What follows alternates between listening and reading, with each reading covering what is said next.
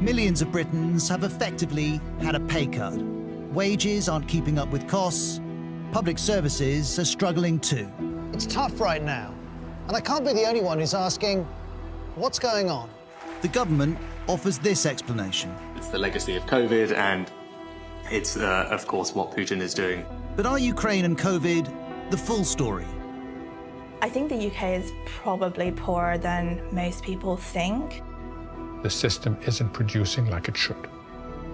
That is the result of choices we've made.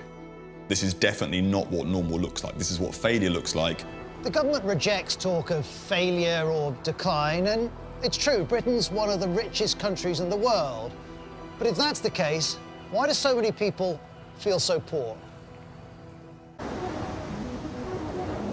The UK is in one of the longest periods of slow wage growth in living memory. This graph shows the average wage in the UK. It's more than doubled since 2000. But look what happens when this is adjusted to factor in rising prices, to show how much a wage can actually buy. In the 15 years since the financial crash of 2008, it's hardly grown at all. Panorama asked the think tank the Resolution Foundation to look at the data on wages. It estimated that if wage growth had continued as it was doing before 2008, workers would have, on average, around £11,000 more a year than they do today. But that's not what's happened. The wage stagnation of the last 15 years is almost completely unprecedented. Nobody who's alive and working in the British economy today has ever seen anything like this. Nobody thought it could happen, and I think there is a danger that we treat that as normal. We've got used to it over the last 15 years, and we've forgotten this is definitely not what normal looks like. This is what failure looks like. And this is being felt. In 2008, the typical German household earned over £500 a year more than the average UK household. By 2020, the gap was over £4,000, an eightfold increase. Or, as the Institute for Fiscal Studies puts it, the slowdown in wage growth in the UK spells the end of the long growth in living standards, something that had lasted decades. The idea that each generation does at least as well as the one before has, for the moment, ended. UK productivity has grown 0.4% per year since 2008. To put that in context, the average across other developed countries is 0.9%. For example, in Germany, the value of a worker's output is more than £47 per hour. In France, it's more than £51. But in the UK, it's around £43.50. And all of this affects how much people get paid. So it is true that we as a nation cannot afford wage increases that are higher than inflation unless we have a productivity miracle. And we're not on the verge of a productivity miracle, unfortunately. And increasing productivity is particularly hard because of the nature of the UK's economy. Our manufacturing industry has been shrinking for decades. These days, nearly 80% of the economy comes from services, like financial services, hospitality, and retail. Services are lower productivity than manufacturing, so that again has slowly been putting downward pressure on productivity, and that again feeds through to real wages. All of which means until the UK solves its productivity puzzle, its low wage growth will be hard to resolve.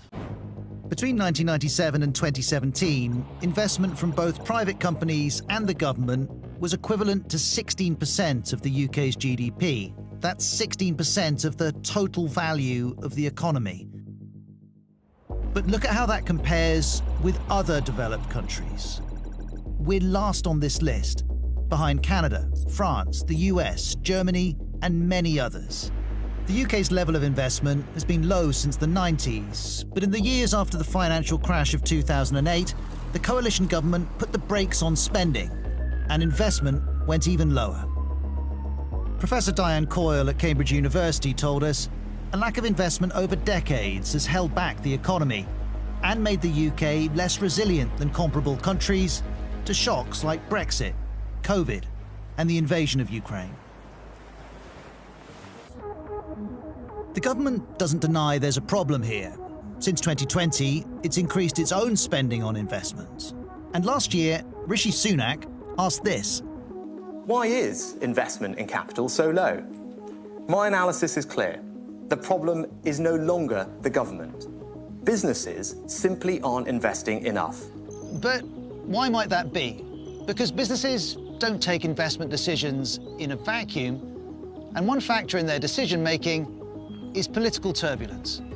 Most economists would tell you what is the number one thing you can do to make sure, to incentivise business investment, private sector investment, and therefore drive growth, is to have stability and certainty and strong institutions. And we seem to have gone out of our way over the last few years anyway to undermine some of those things. Since 2016, there have been 5 prime ministers. Thank you. Goodbye. Thank you. As well as COVID and the war in Ukraine, there was also the financial turmoil of Liz Truss's leadership. And years of uncertainty over Brexit. All of this has come at a price. For example, the government's official watchdog, the Office for Budget Responsibility, projects that Brexit will shrink the UK economy by 4%. It also says that business investment has stagnated since 2016. The government would say Brexit is a long-term plan. Rishi Sunak has talked of building an economy that embraces the opportunities of Brexit. And while there are debates about investment strategy for the future, it's beyond dispute that the UK's investment is low compared to other developed countries. It's been low for years, and this, in the short term, is being exacerbated by Brexit. And none of that helps increase productivity or wages.